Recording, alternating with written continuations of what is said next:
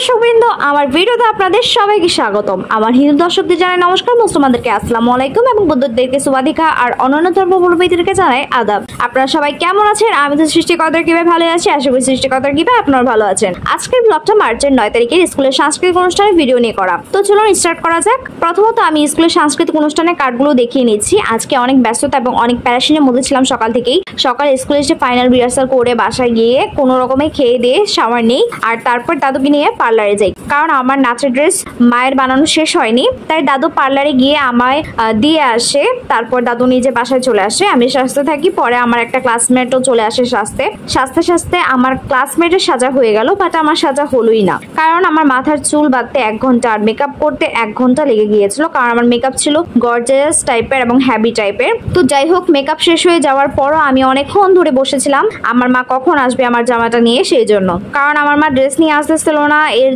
কারণ হচ্ছে আমার মার মনে হয় ড্রেস বানানো শেষ হয়নি, এই জন্য আমার মা আসতে লেট হচ্ছিল।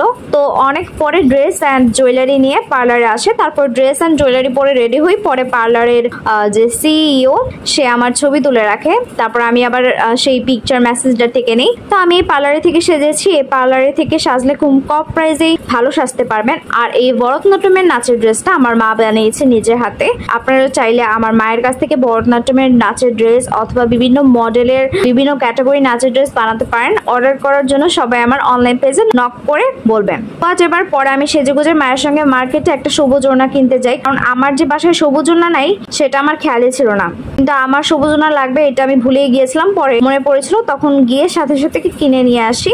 তারপর মার্কেট থেকে বাসায় যাই, কারণ আমার মা ড্রেস বানাতে ব্যস্ত ছিল বিধায় সকাল থেকে সন্ধ্যা পর্যন্ত খাওয়া দাওয়া করেনি। তাই আমরা আবার বাসায় যাচ্ছিলাম, এমন সময় দাদুর সাথে দেখা হয় রাস্তায়। পরে আমার মা দাদুর সাথে আমাকে ধান গবেষণা ইনস্টিটিউটের অডিটোরিয়ামে পাঠিয়ে দেয় রিক্সায় করে। তারপর অডিটোরিয়ামের বাহিরে গিয়ে দেখি যে বান্ধবীরা ছবি তুলছে, আর এই ছবিগুলো হলো আমার বান্ধবীদের ছবি। বান্ধবীদের ছবি তোলা শেষ করে অডিটোরিয়ামে যাই, আর এই হলো আমাদের অডিটোরিয়ামের স্ট্রেস। আমি যাওয়ার পর আস্তে আস্তে করে সবাই আসতে থাকে এবং যাদের জন্য স্ট্রেসের চেয়ার রাখা ছিল তারাও চলে আসে। পরে তাদেরকে ফুল দিয়ে বরণ করে নেওয়া হয়। ফার্স্ট অফ অল আমাদের head teacher and assistant head টিচারদের ফুলের তোড়া দিয়ে বরণ করা হয়। সেকেন্ডলি বাংলাদেশ ধান গবেষণা ইনস্টিটিউটের ডিজি অ্যান্ড ডিজির ওয়াইফকে ফুলের শুভেচ্ছা জানিয়ে এবং লাস্টলি ধান গবেষণা ইনস্টিটিউটের বড় বড় কর্মকর্তাদের ফুল দিয়ে বরণ করে নেওয়া হয়। ফুল দিয়ে সম্মানীয় ব্যক্তিদেরকে বরণ করার পর তাদেরকে আসন গ্রহণ করতে বলা হয়। পরে তারা নিজ নিজ আসন গ্রহণ করেন।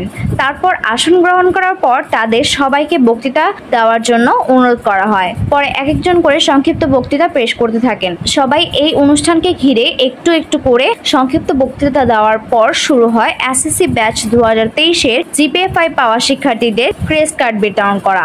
100 জনের উপরে জিপিএ-5 পাওয়া শিক্ষার্থীদেরকে ক্রেস্ট কার্ড দেওয়া হয়। আমি বেশি ছবি তুলতে পারিনি, কারণ আমার মোবাইলে স্পেস খুবই কম ছিল। তো যাই হোক, এবার আমাদের অনুষ্ঠান দেখাবো। অনুষ্ঠানের শুরুতে একটু দর্শকদেরকে দেখিয়ে নিই। এইটুকু দর্শক একদম অনুষ্ঠানের শুরুতে ছিল। তারপর যে দর্শকদের উপচে পড়া ভিড় ছিল সেইটা তুলতে পারিনি, কারণ টিচাররা বারবারই আমাকে সাবধান করে দিচ্ছিল যাতে দর্শকদের সামনে যাতে আমি না যাই এবং আমাকে যাতে দর্শকরা দেখতে না পায়। তো পরে জাতীয় সঙ্গীত দিয়ে আমাদের অনুষ্ঠান শুরু করা হয়। জাতীয় সঙ্গীতের একটা কি দুটা ছবি তুলেই ওয়েটিং রুম থেকে চলে গিয়ে একটা রিলস মেক করতে চলে যাই ভিআইপি ড্রেসিং রুমে, কারণ জাতীয় সঙ্গীতের পর একটা রিমিক্স ডান্স দিয়ে শুরু হয় সবসময়। তারপরেই জাগ পড়ে যায় আমার একক নাচের। আমি আগের বারের মতো প্রথমে একক নাচ করে থাকি। আমার নাচ ছিল 3rd নাম্বারে।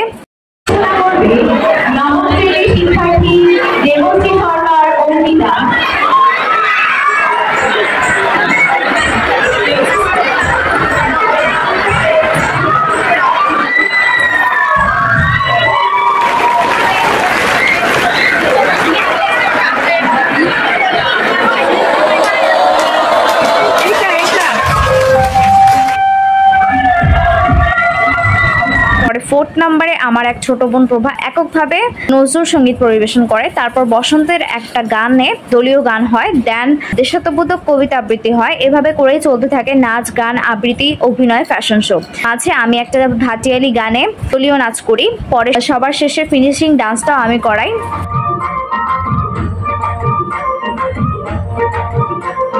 এবং সেই নাচে আমি ছিলাম। তারপর অনুষ্ঠান শেষ হয়ে যায়। সাংস্কৃতিক অনুষ্ঠান শেষ হওয়ার পর হয় ফটো সেশন। ফটো সেশন শেষ করে হেড টিচার অ্যান্ড অন্যান্য স্যার ম্যাডামদের সাথে ভিডিও করি। পরে সব স্যার ম্যাডামদের সাথে গ্রুপ ভিডিও অ্যান্ড পিকচার তুলি। তারপর আমাদের হিন্দু ধর্মের ও সঙ্গীত বিষয়ক শিক্ষিকা এবং ডিজি আন্টি অর মাই ফ্রেন্ডের মায়ের সাথে ভিডিও করি। দেন আমার মাও চলে আসলো, ম্যাম আর আন্টি আলাদাভাবে তুললো। পরে অনুষ্ঠান শেষে ড্রেসিং রুমে গিয়ে বন্ধু এবং ডান্স পার্টনারদের সাথে ভিডিও এবং ছবি তুললাম। তারপর আমার গ্র্যান্ড প্যারেন্টসদেরকে নিয়ে একটা ভিডিও করি, দেন আমার প্যারেন্টসকে নিয়ে ভিডিও করি। তারপর চলে আসি বাহিরে।